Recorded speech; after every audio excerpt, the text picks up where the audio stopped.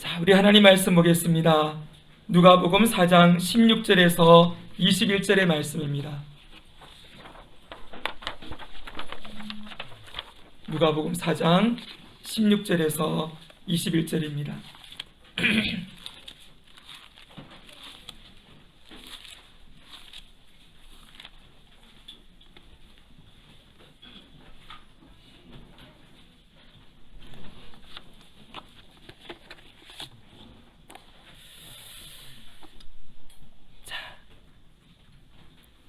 누가복음 4장 16절에서 21절 우리 한 절씩 교독하겠습니다.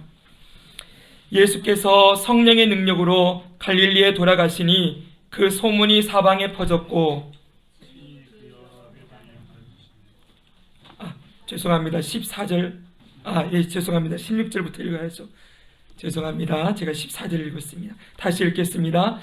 예수께서 그 자라나신 곳 나사렛에 이르사 안식일에 늘 하시던 대로 회당에 들어가서 성경을 읽으려고 서심해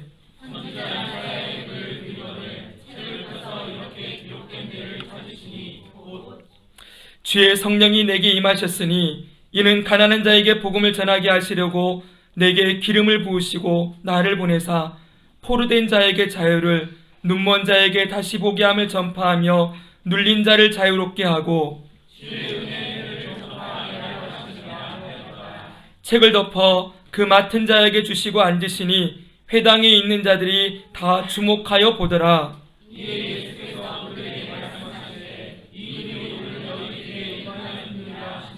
아멘. 여기까지입니다. 자, 오늘 기쁜 성탄절 아침입니다. 우리 한번 앞뒤 옆으로 한번 인사하시겠습니다. 성탄의 기쁨이 함께 하시기 바랍니다. 한번 인사하십시오. 네, 뒤로도 성탄의 기쁨이 함께 하시기 바랍니다. 간단하게 할 수 있죠? 우리 메리 크리스마스 시작. 메리 크리스마스. 네, 우리 아이들에게도 해주십시오.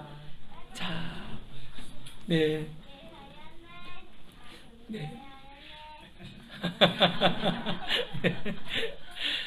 계속 찬양해도 좋을 것 같습니다. 그치요? 네.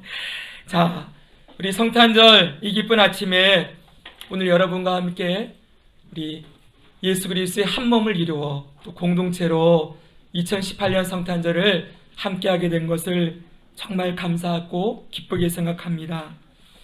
오늘 특별히 제가 여러분들에게 함께 나누고 싶은 말씀은 오늘 예수님께서 공생애를 시작하시면서 예수님의 생애를 사생애와 공생애로 나누는데 예수님이 30세까지 그냥 목수 요셉의 아들로서 가정에서 지냈던 시간을 사생애라고 얘기를 하고 30세부터 33세까지 십자가를 지고 죽으시고 부활하시고 승천하실 때까지 이 3년의 기간을 공생애 곧 그리스도로서의 사역을 감당하신 시간을 공생애라고 합니다.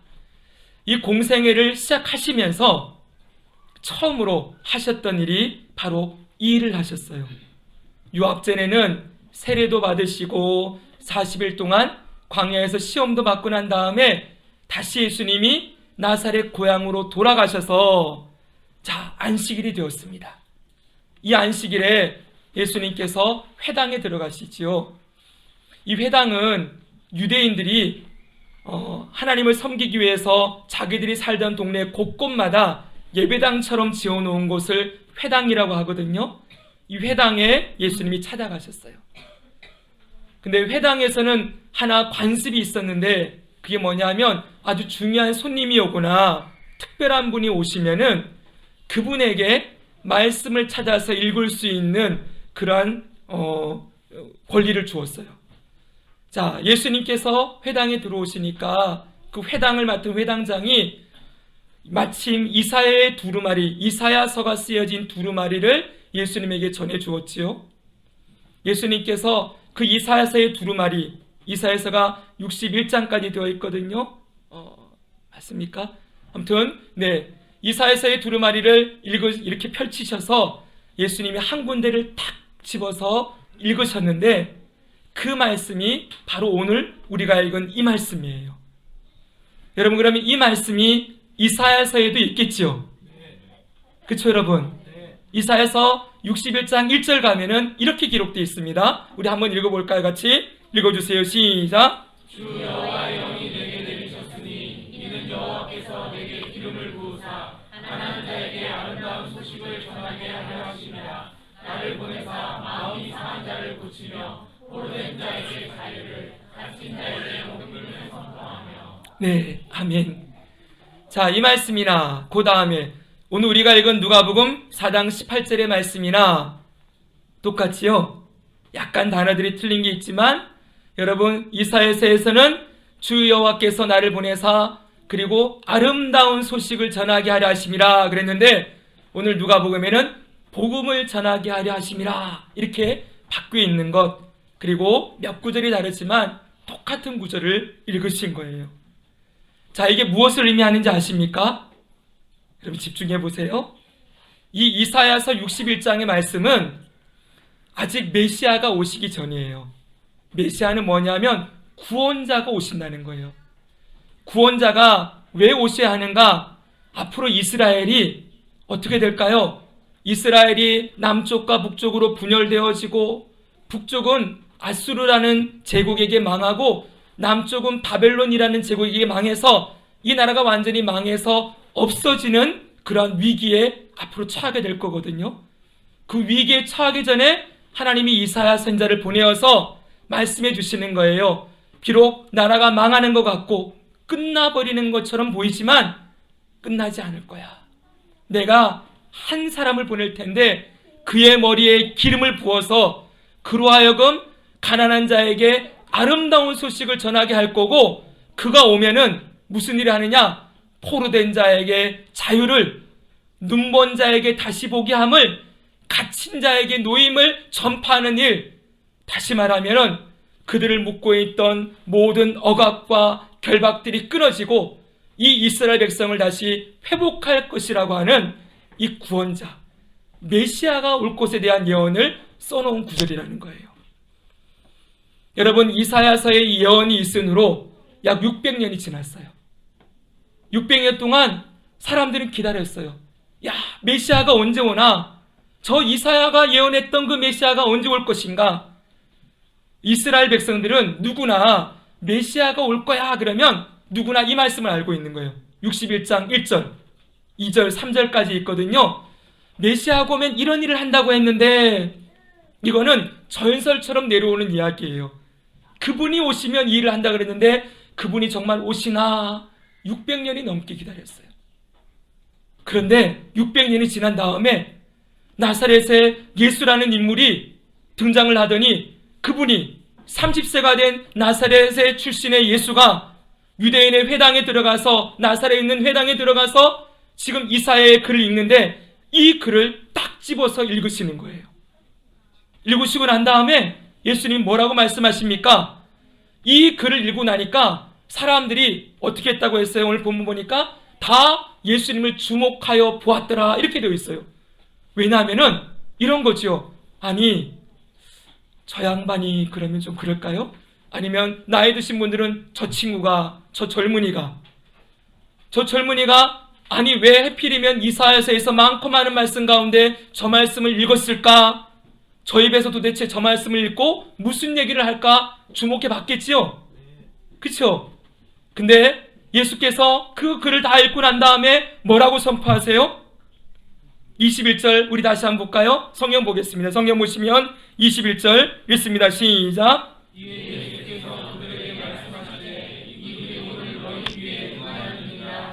아멘. 이 글이 오늘 너희 귀에 뭐 하였다고요? 응하였다. 이루어졌다는 거예요. 마침내 저 600년 동안이나 기다렸던 그 메시아가 바로 나다. 그 메시아의 사역을 내가 앞으로 하면서 내가 메시아인 것을 보여주겠다. 이렇게 말씀하시고 있는 거예요. 이 글이 오늘 너희 귀에 응하였다. 이루어졌다는 것이죠. 여러분 이 글은 앞으로 메시아 대신 예수님께서 무슨 일을 하실지 보여주시는 말씀이라고 할 수가 있어요. 여러분 혹시 그거 아세요? 메시아는 히브리어거든요. 히브리어 단어예요. 메시아. 이것을 여러분 헬라어, 이 신약 성경이 쓰여진 헬라어로 번역하면 메시아가 혹시 어떤 단어로 바뀌어지는지 알고 계세요? 네. 알고 계시는 분? 크게 한번 대답해 주세요. 시작. 아, 맞아요. 야, 다빈아 고맙다. 정말 알고 있었어? 엄마가 알려준 건 아니고? 네. 여러분 바로 그거예요. 메시아를 번역하면 그리스도예요. 여러분 신약 성경은 계속 예수님의 제자들이 사도행전을 보면 처음에 외치는 게 있어요. 여러분 예수가 그리스도이십니다. 여러분 예수가 곧 그리스도이십니다. 이렇게 외쳤어요. 우리는 예수 그리스도라는 단어를 한 단어로 한 이름으로 생각하지만 아니에요. 여러분 예수 그리고 더하기 그리스도예요. 여러분 예수님의 제자들이 계속 선포했던 건 바로 그 이사야 선지자가 예언했고 저 구약의 선지자들이 예언했고 구약 성경 전체가 오실 메시아를 기다리고 있었다고 한다면 신약시대에 예수님이 이 땅에 오심으로 그 바로 예수가 구약 성경의 그 선지자들이 예언했던 그 메시아 그리스도이십니다 라고 선포하며 다녔던 거예요. 예수가 그리스도다. 예수가 그리스도이십니다. 이게 나중에 하나로 붙어서 예수 그리스도 이렇게 한 이름이 되어본 것이죠. 그러니까 여러분 우리가 예수 그리스도라고 얘기할 때에는 예수님 그렇게 부를 때에는 거기에는 뭐가 품어져 있는 거예요? 예수님이 그리스도이십니다. 이 고백이 담겨 있는 거예요. 한번 따라합시다. 예수님이 그리스도이십니다. 옆 사람 보면서 한번 하세요. 예수님이 그리스도이십니다. 다시 한번 예수님이 메시아이십니다. 아멘. 예수님이 메시아라는 거예요. 그리스도라는 거예요. 그럼 여러분 예수님이 오늘 이 말씀을 전하면서 이 말씀이 너희 귀에 응하였다 그랬죠? 그러면 단순하게 예수님이 메시아로 그냥 오신 것만이 아니라 그 메시아로 와서 무슨 일을 하실 것인가 이게 오늘 여기에 담겨져 있어요. 예수님 메시아로 오셔서 하시는 일이 뭐예요? 제가 좀 말씀 보여주세요. 다른 색깔로 해놨죠? 그 앞에요. 가난한 자에게 뭐라고 돼 있어요? 복음을 전하게 하시려고. 네, 다시 한번요. 가난한 자에게 뭘요? 복음을 전하게 하시려고. 가난한 자에게 복음을 전하러 예수님이 이 땅에 오셨다. 이렇게 말씀하고 있어요. 이게 곧 메시아가 하는 일이에요. 여러분 가난한 자는 원래 의미를 보면은 경제적으로 빈곤한 사람들이에요. 한마디로 그냥 말 그대로 가난한 자들이에요. 아니면은 사회적인 약자들, 억압을 당하고 심리적으로 자기보다 더 강한 상대를 깊이 의존하는 상대적으로 사회적인 약자들을 가난한 자다. 1차적인 의미는 그거예요. 근데 여러분 이 가난하다라는 단어를 구약 성경에 보니까 이 가난하다 이 단어를 똑같은 단어를 써놨는데 이렇게 번역을 한 게 있어요. 들어보십시오. 곤고한 자, 가련한 자, 겸손한 자, 온유한 자. 이 가난하다는 걸 이렇게 번역을 했어요. 곤고하다, 가련하다, 겸손하다, 온유하다. 이게 무슨 말이에요, 여러분? 그 마음이, 심령이 여러분 공허하고 약하고 연약하고 이 심령이 다 깨어져서 누군가가 없으면 살 수 없는 그러한 상태, 누군가를 꼭 의지해야지만 설 수 있는 그런 상태를 가난하다 이 단어로 표현해 놓았다는 거예요. 여러분 이 가난한 자의 구체적인 모습이 오늘 말씀을 보니까 뭐라고 되어 있어요? 따라합시다. 마음이 상한 자, 포로된 자, 갇힌 자. 이게 가난한 모습의 구체적인 예예요. 마음이 상해 있어요. 여러분 여기 마음이라는 건 인간의 심장, 영혼을 얘기하는 건데요. 여러분 마음이 상했다 그랬죠. 상했다는 건 여러분 이 그릇을 제가 땅바닥에 딱 깨트리면 산산조각 나겠죠. 그걸 상했다라고 표현하는 거예요. 그릇이 땅바닥에 떨어져 완전히 깨어지다라는 게 상했다는 거예요. 마음이 깨어져 있는 상태, 이게 마음이 상한 거예요. 여러분 포로된 자, 무언가에게 꽉 매어서 묶여 있어서 자기의 힘으로는 결코 벗어날 수 없는 상태. 여러분, 갇힌 자 마찬가지겠죠. 여러분, 어딘가에 갇혀 있어 스스로의 힘으로는 풀려날 수 없는 그 상태, 이게 여러분 가난한 자의 구체적인 모습이라는 것이죠. 그런데 그런 사람들에게 어떤 일을 하신다고요? 복음을 전한다 그랬죠? 어떻게 하여? 마음이 상한 자를 어떻게 한다고요? 고치며, 포로된 자를 자유롭게 하시며, 갇힌 자를 놓이게 하신다. 여러분, 이게 복음인 거예요.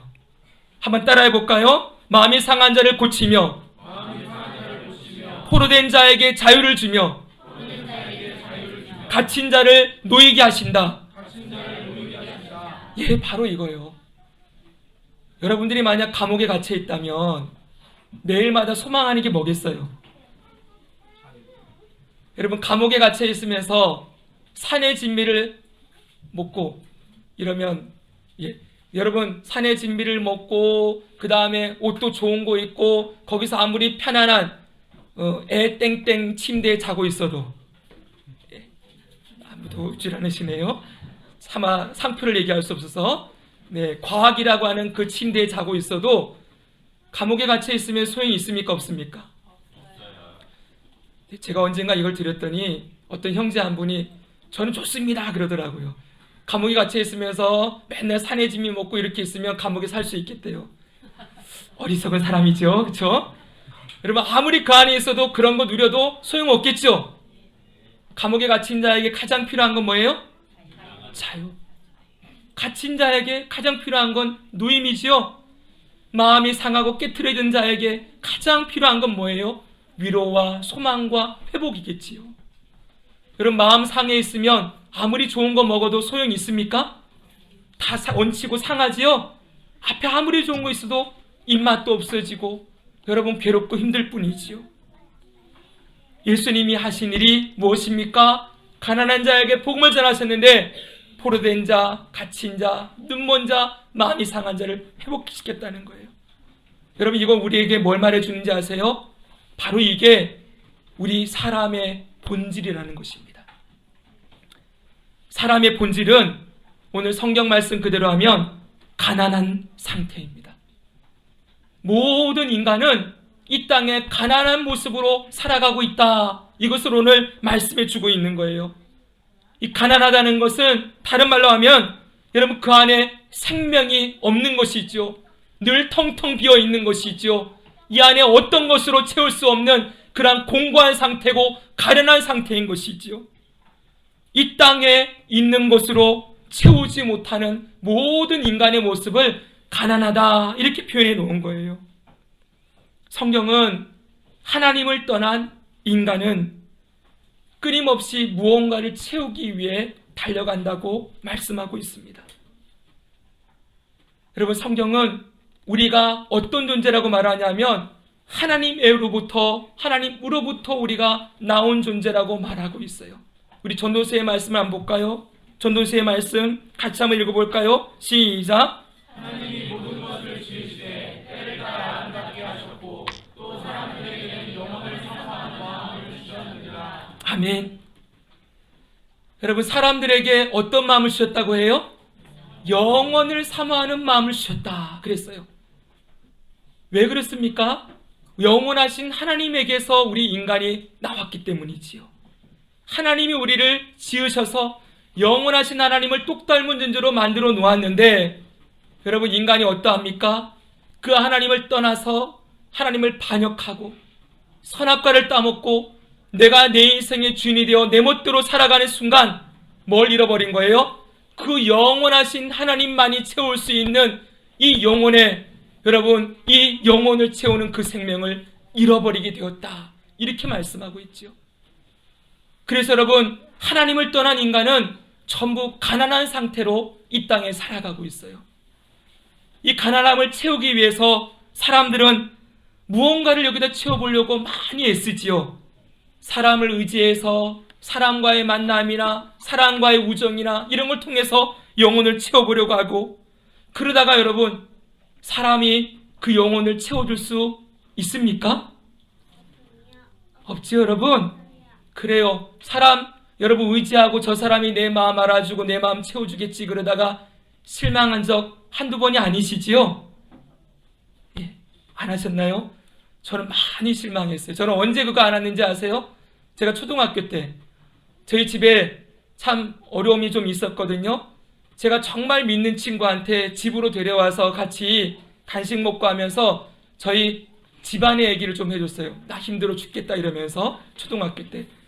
그랬더니 다음날 학교 갔더니 소문이 다 나 있는 거예요.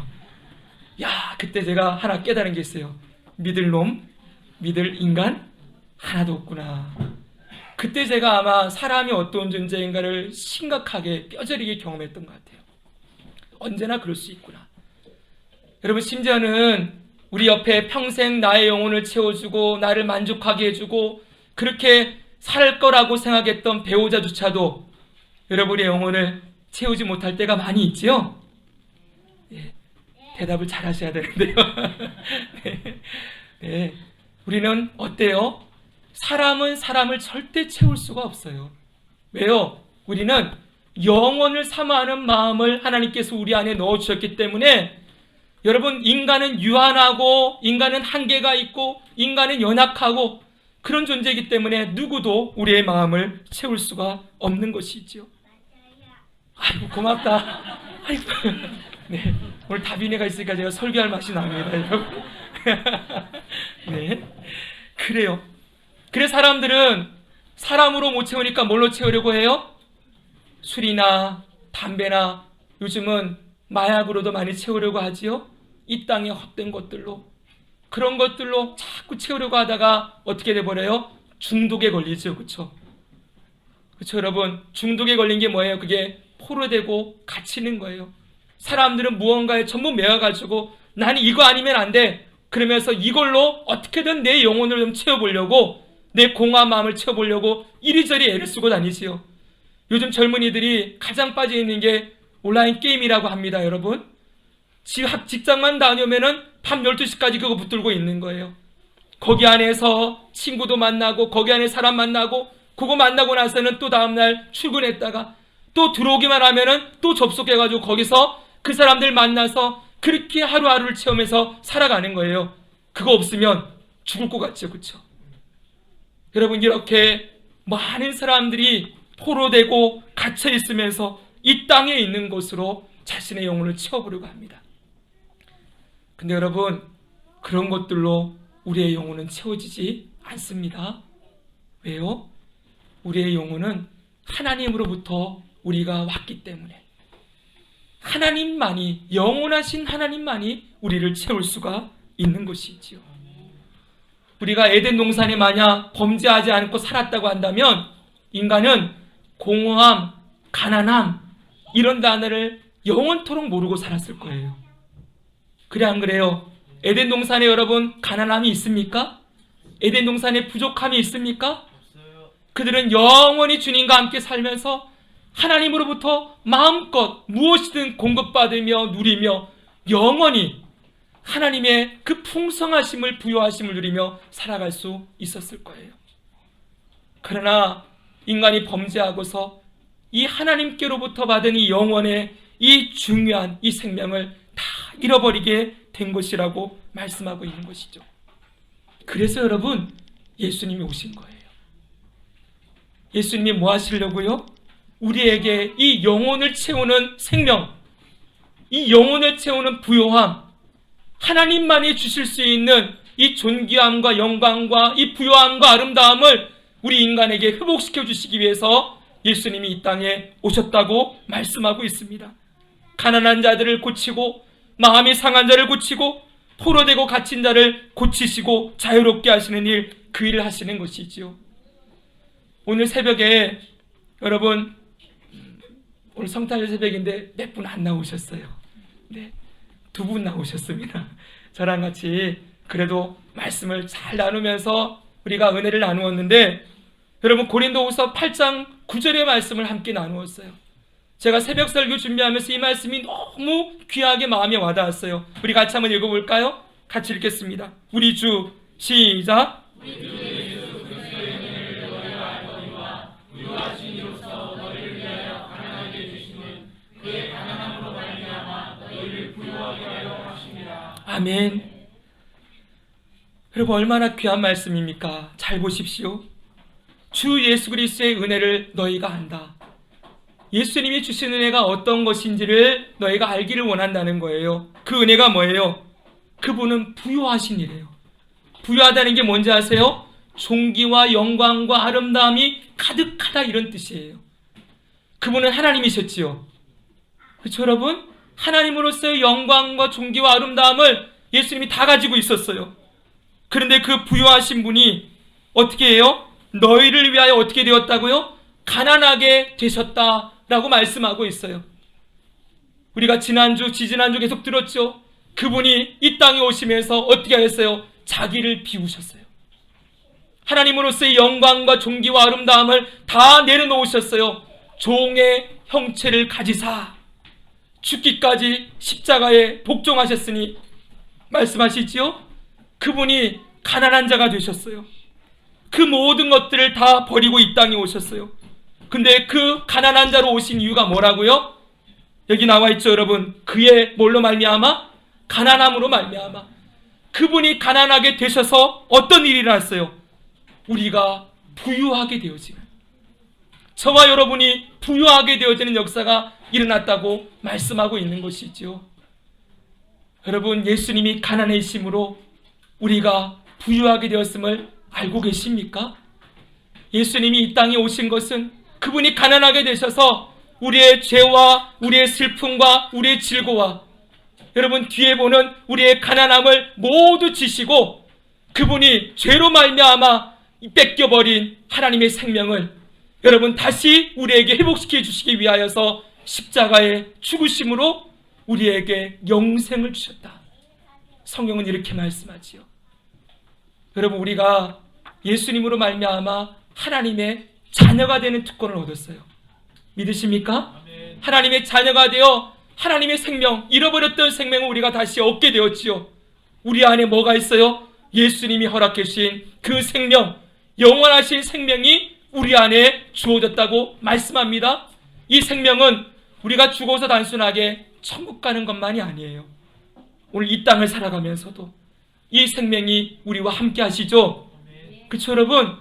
그래서 이 생명이 있는 사람은 더 이상 이 땅에서 가난하지 않아요. 사랑하는 성도 여러분, 정말 예수님을 믿고 예수님의 은혜를 알고 그 예수님의 생명이 있는 자는 무엇으로 고백합니까? 더 이상 이 땅에 있는 것으로 자신의 영혼을 채우려고 하지 않지요. 누구나 공통적으로 예수님을 정말 만났던 사람, 예수님을 정말 믿고 그 구원 안에 거한 사람은 뭐라고 고백합니까? 예수님 한 분으로 충분합니다. 예수님 한 분으로 만족합니다. 예수님이 내 생의 최고의 기쁨입니다. 예수님이 내 생의 최고의 보배가 되십니다. 예수님보다 더 귀한 것이 없습니다. 주 예수보다 더 귀한 것은 없네. 날마다 그 찬양하면서 예수님만이 전부가 되심을, 나의 가난함을 지시고 나를 부유하게 하신 그 예수님을 날마다 찬양하며 기쁨으로 예배하는 삶을 살게 되는 것이죠. 사랑하는 성도 여러분, 예수님이 우리의 인생길을 부유하게 하실 것을 믿으시기 바랍니다. 아멘. 여러분, 먹고 마시는 것 중요하지 않아요. 여러분, 정말 주님께서 우리의 일생을 책임지실 것입니다. 아멘. 우리의 먹을 것, 마실 것, 입을 것 공급하신다고 약속하셨지요. 우리의 영혼이 메마른 땅을 걸어가도 생수의 그런 대신 예수께서 우리의 영혼을 만족해 하신다고 말씀하고 계시지요. 너희가 사망의 음침한 골짜기를 지나갈지라도 주님이 내가 너와 지팡이와 막대기로 너를 보호하신다고 말씀하시지요. 사막에 강을 내시고 높은 상을 여러분 깎아내리셔서 평지가 되게 하시고 골짜기를 메꾸어서 길을 만드시는 그 예수 그리스도의 구원의 역사가 우리 삶에 함께한다고 약속하십니다. 그 예수님이 이 일을 하기 위해서 이 땅에 오신 것이지요. 여러분, 예수님이 이 땅에 오신 우리에게 정말 복음이지요? 그렇죠? 정말 복음입니다. 우리의 가난한 영혼을 채우시고 만족해 하신 주님, 그 주님이 이 땅에 예수님으로 아기 예수로 오신 이 귀한 날, 이 성탄의 기쁨, 우리에게 복음을 주신 이 기쁨이 우리 삶과 우리 가정과 우리 자녀들과 우리 교회 가운데 충만하게 채워지고 우리 이 복음을 평생 이 땅에 가난하고 곤고하고 가련하고 포로되고 갇힌 자들에게 이 기쁨의 소식을 전하며 나누며 살아가는 우리 모두가 되기를 주님의 이름으로 축원합니다. 아멘. 기도하겠습니다. 하나님 아버지, 감사합니다. 우리 예수님 이 땅에 보내주셔서 가난한 자에게 복음을 전해주시고 마음이 상한 자, 포로된 자, 갇힌 자에게 고치고 회복케 하시고 자유케 하시고 노임을 주시는 귀한 생명을 주심을 하나님 감사드립니다. 우리가 예수님 안에서 영생을 얻은 자로서 예수님이 가난하게 되심으로 우리를 부유하게 하신 그 큰 사랑 우리가 받았으니 날마다 그 예수님 찬양하며 감사하며 기뻐하며 살게 하시고 내가 받은 이 귀한 은혜 또 누군가에게 흘려보내고 나누어 우리의 평생 복음의 통로로, 생명의 통로로, 은혜의 통로로, 기쁨의 통로로, 축복의 통로로 살아가도록 하나님 아버지 우리의 인생과 우리의 가정과 우리의 교회를 사용해 주시기를 간절히 바라옵고 우리의 구원이신 예수님의 이름으로 기도드립니다. 아멘.